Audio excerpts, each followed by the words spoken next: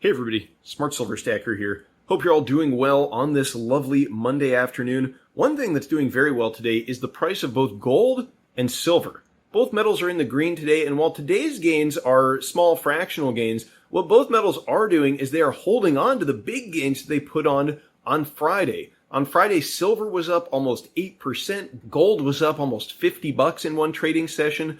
So it seems like as we head into this U.S. midterm election, investors are coming to some realizations about what the end game is going to be for the dollar and for inflation, and they're starting to bid up the price of physical hard assets. But it's not just retail investors. We've also got a report from the World Gold Council that central banks around the world are gobbling up physical supply of gold at a record pace. So, what gives? What's going on? Well, we're going to get into it in today's video. We're going to talk about what this end game for the dollar might look like and why we are likely to see the price of precious metals continue to move much higher. So, let's get to it.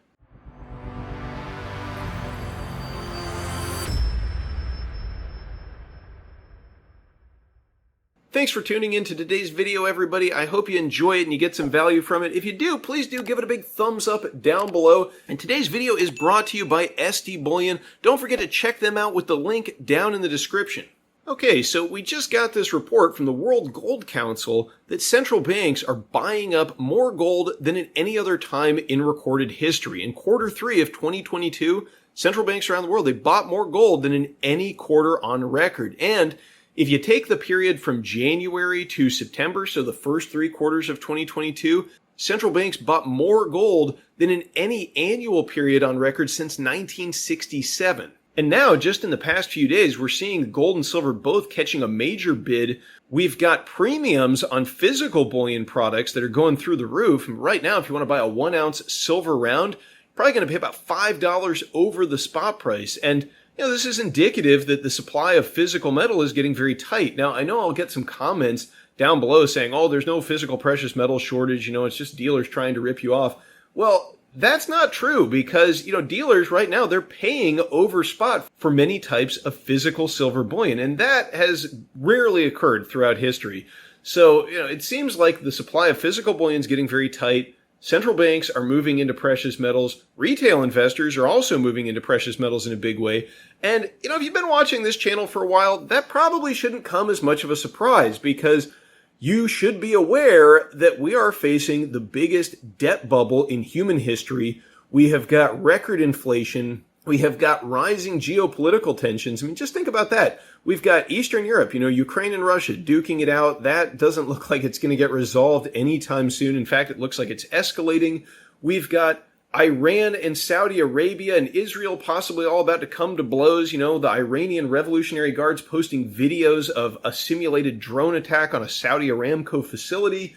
You've got North Korea lobbing ballistic missiles at South Korea. The Korean Peninsula is under incredibly high tensions at the moment. And then you've also got Taiwan and the possibility of open conflict with China. And all of this is going on while the Western world faces an energy crisis. The Fed is raising rates into what looks like it may be a very nasty global recession. I know we just got those GDP numbers that popped up in quarter 3, but I would not take that as a sign that a recession has been averted, not by any means.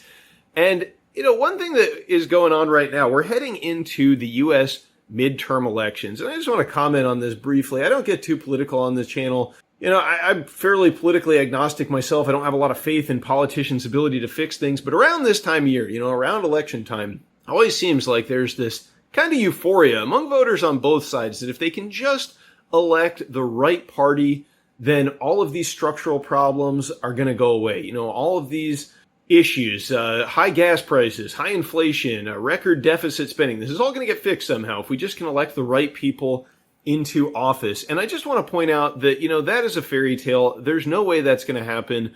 Politicians on both sides at this point are committed to increasing the debt. They're committed to buying votes any way possible. I just want to remind my viewers, I know my viewers probably tend to lean more to the right, more conservative. I know that there's some of you out there who kind of share my views. You're fed up with both parties and you don't see that, there's a political solution that's viable at the moment, unfortunately, to these issues.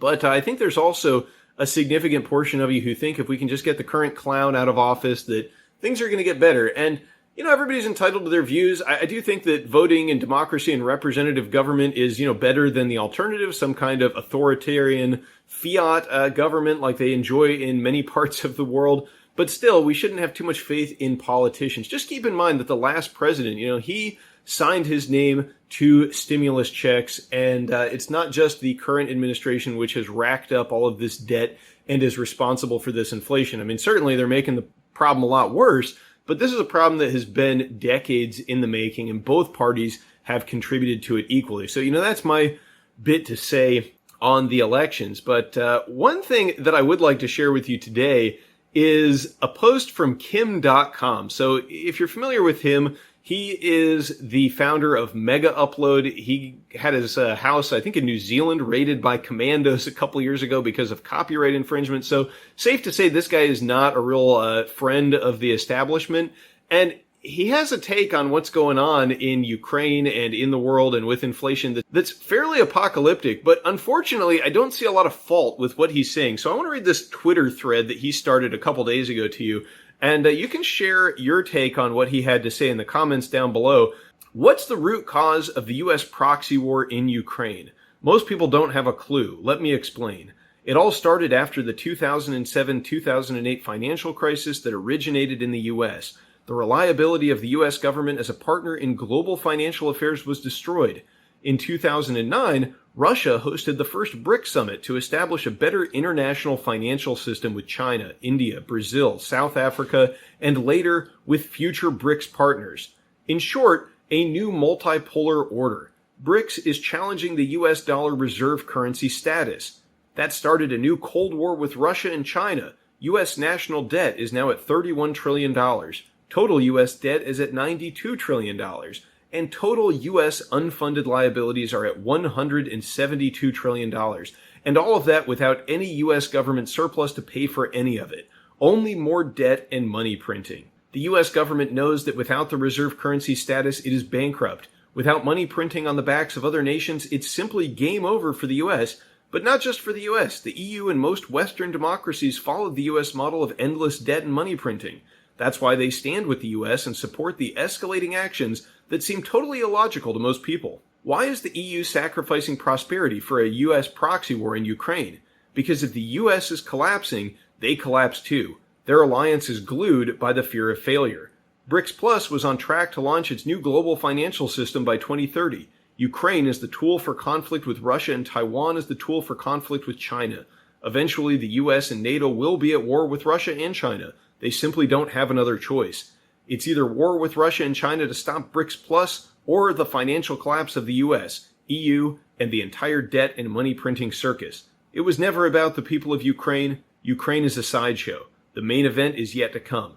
The two options are poverty or nuclear war. Pretty grim prognostications from Mr. Dotcom there, but unfortunately, it's hard to find much fault with what he has to say. And that is why I think investors are wising up to the situation here, and they are beginning to move into precious metals. Because what we have coming, folks, is the bursting of the biggest bubble in human history. And it very well could end in massive inflation, possibly even hyperinflation, the destruction of the dollar, and a complete restructuring of the current world order. And when all of that goes down, it's hard to say exactly what things are going to look like when the smoke clears.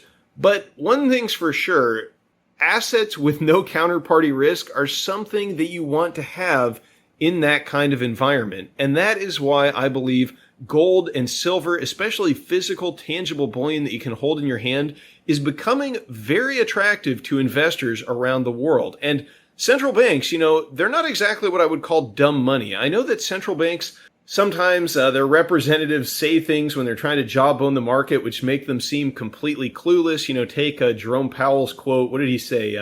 Now we understand better how little we truly understand about inflation. And statements like that, to me, they're not the best thing for instilling confidence. But at the end of the day, a lot of what the Fed says, in fact, all of what the Fed says, it's just designed to influence markets. They're not telling you their real end game, their real plan. At the end of the day, the end game is going to likely be the destruction of the dollar. And Don't worry. The central bankers, they're going to be fine. They're going to be the ones holding the assets that go up in value during the hyperinflation. And you don't want to be left holding a worthless pile of paper when that happens. That's why I think it's a good idea. It's not financial advice, I'm just sharing with you my thoughts. I think it's a good idea to get your hands on some physical, tangible metal while there's still time. Because even after these gains, gold and silver by any historical measure are still extremely cheap.